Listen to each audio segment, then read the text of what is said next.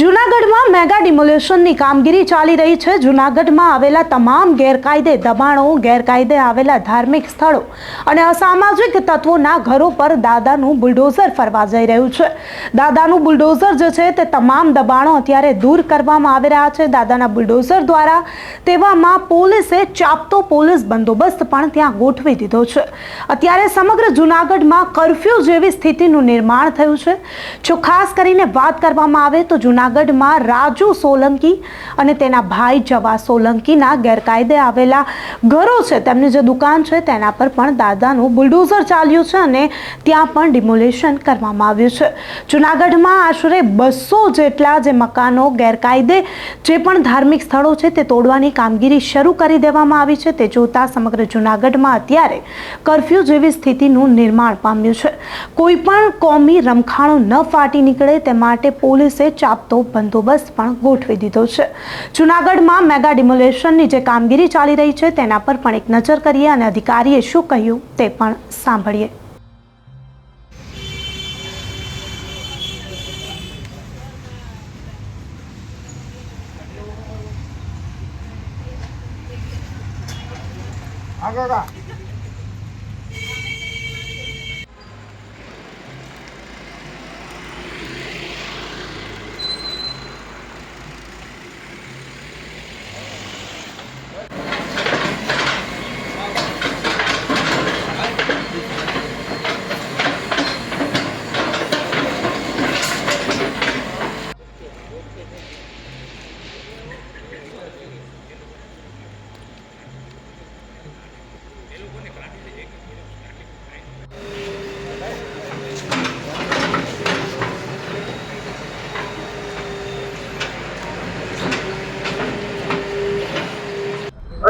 નામદાર સુપ્રીમ કોર્ટની ગાઈડલાઇન તેમજ કેન્દ્ર સરકાર તથા રાજ્ય સરકારની વિવિધ ગાઈડલાઇનો મુજબ શહેરના મુખ્ય માર્ગો પર આવેલ તમામ પ્રકારના ધાર્મિક દબાણો છે એ દૂર કરવાની સૂચનાઓ થઈ આવેલ છે। આ માટે કોર્પોરેશનની ટીમ દ્વારા અગાઉ જે પણ આ પ્રકારના દબાણો આવેલ છે તેઓને નોટિસ પાઠવવામાં આવેલી હતી અને ત્યારબાદ યોગ્ય કાર્યવાહી કરી ગઈકાલ રાત્રિથી મોડી રાત્રિથી દબાણ હટાવવાની કામગીરી શરૂ કરવામાં આવેલી હતી, જે અંતર્ગત 3 જેટલી દરગાહો અને 5 થી 6 જેટલા મંદિર અને નાની ડેરીઓ ગઈકાલે રાત્રે પોલીસ સ્ટાફ સાથે રહી અને દૂર કરવામાં આવેલ છે। આ ઉપરાંત અસામાજિક ઇસમો કે જેઓએ પણ સરકારી જમીન ઉપર પોતાનું એક્રોચમેન્ટ કરેલ છે આ અંગે પોલીસ દ્વારા પણ તપાસ કરી કોર્પોરેશનને યાદી સુપરત કરવામાં આવેલી હતી। એ અંગેનું દબાણ દૂર કરવાની કાર્યવાહી હાલ ચાલુમાં છે।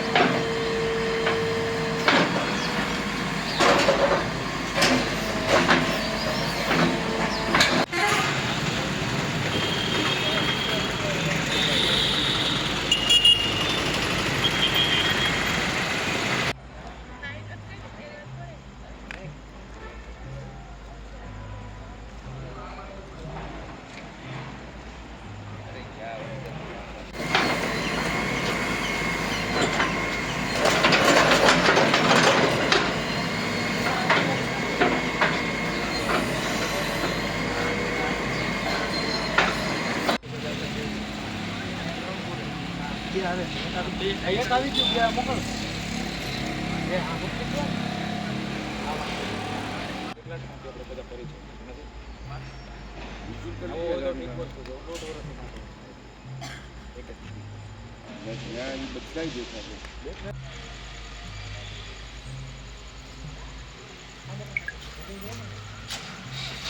ઓલું તો નાખજે સરદાર બાબા હા એમને આપી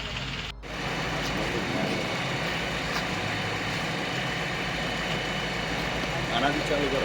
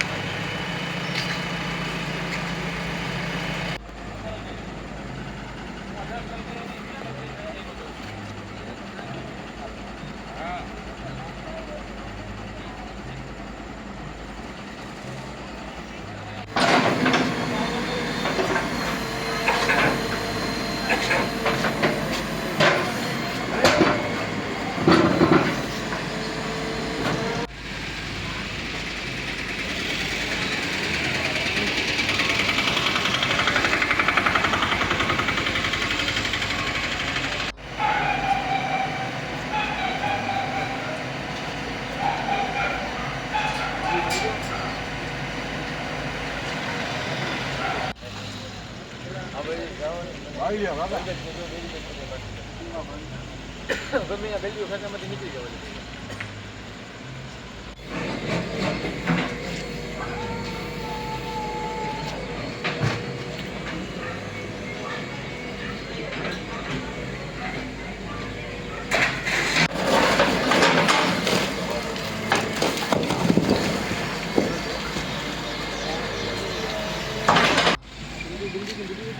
બધું આવી જાય આમાં પછી એટલે હું બનાવવાનું